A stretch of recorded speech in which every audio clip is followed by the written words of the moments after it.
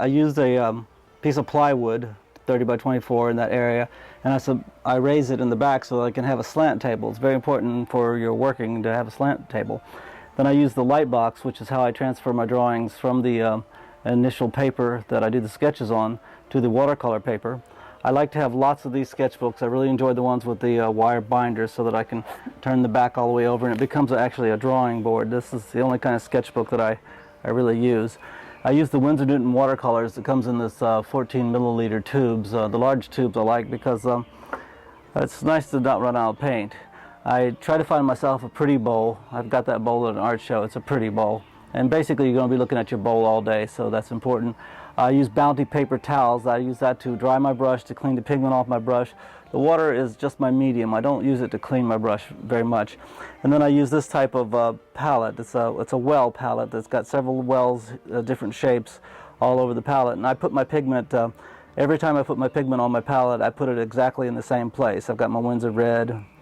I've got my Scarlet Lake up here, the two reds in the palette. And then I'll be leaving some writings for you so that you can see what the rest of these pigments are and the names of them and where they go. All right, I like to start with a graphite drawing, and then I like to move on to using an indelible pen. Usually I use a Sharpie, which is it's a very permanent pen, and it also builds a little bridge to keep the watercolor from running. I mean, it doesn't do that a lot, but it gives me just a little extra tool that I need. So got myself a little square, and I'm going to kind of draw it in with graphite first, my drawing.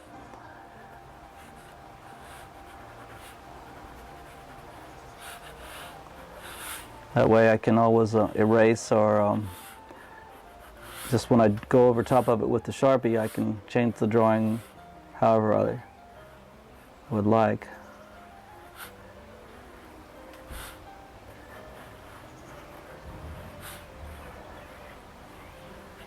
And I draw cats that I've known for a long time. These are my buddies.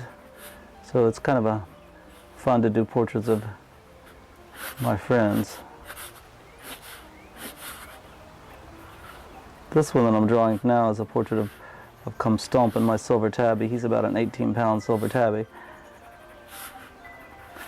And usually I'll do a drawing, as I showed earlier, on a piece of sketch paper, and then I'll take that sketch paper and I'll transfer it to the watercolor paper through using a light box. This guy looks like he did an art show this weekend. Might have done an art show this weekend. Alright, that's enough giving me the idea of where the drawing will be, and try to get him to smile a little bit more here as I throw the ink in. He's a very tired cat.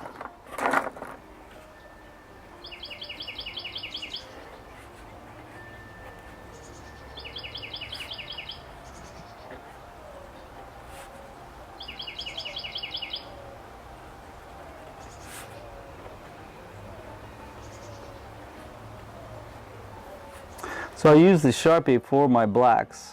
I don't really paint very many blacks. I like the pen for the blacks. I can control it, and it's much quicker. And as I said, this is a totally waterproof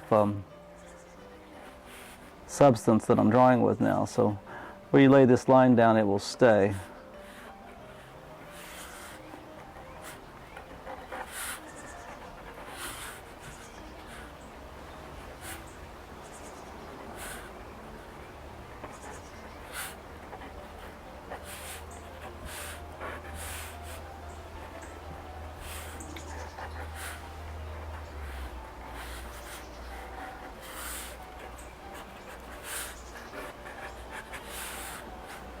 And most of my painting is done with one brush, the Daniel Smith. It's a total synthetic. It's not even made for, it's not a watercolor brush, but I enjoy it a lot because I paint with the back part of the back part of the brushes. I use a lot of that to move my pigment around. But again, this is the Daniel Smith 75-1 series made in Germany, which I find to be a good all-purpose brush. And then, of course, when I do the dragging and tearing and lifting, I use a bright, which is a hog bristle brush that I can actually tear the watercolor all the way back down to the paper if I want to. Well, I've got some kind of a drawing here, and I'll be doing more drawing with the pigment as it goes along. I'm going to make him a oceanfront cat because I like to throw in the intense water. Okay, he's got to have a little more stripes here.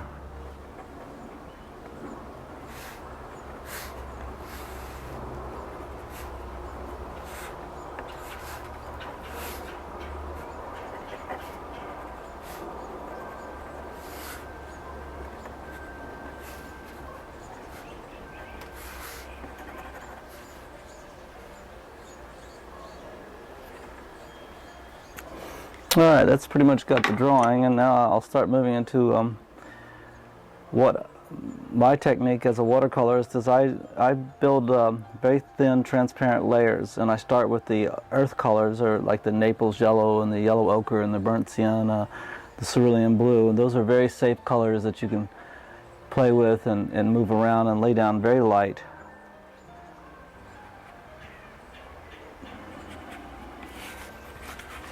Very thin layer of cerulean blue, which you can actually impregnate the cerulean blue with many other colors because it is such a forgiving color.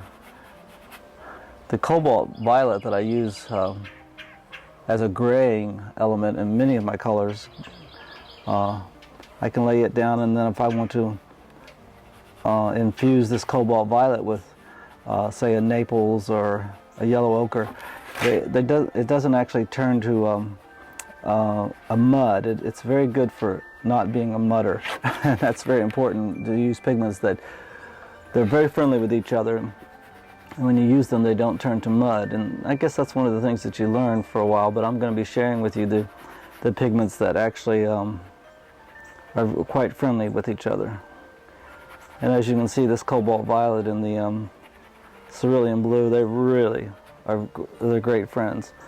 So got a nice sky there.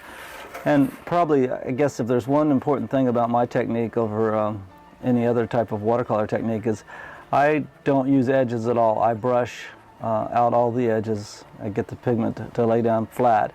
And I do that with a very, very dry brush. Not actually a dry brush, I call it dry, but it's more or less a damp brush. There is a dry brush technique, but I don't use that technique. I still have a damp brush. And as you notice, I'm painting over the edges of this drawing, and that helps the image to look like it's not stuck on there. Plus, I'm using the light colors, and when you use the light colors first, you can get away with that. All right, and there we have it.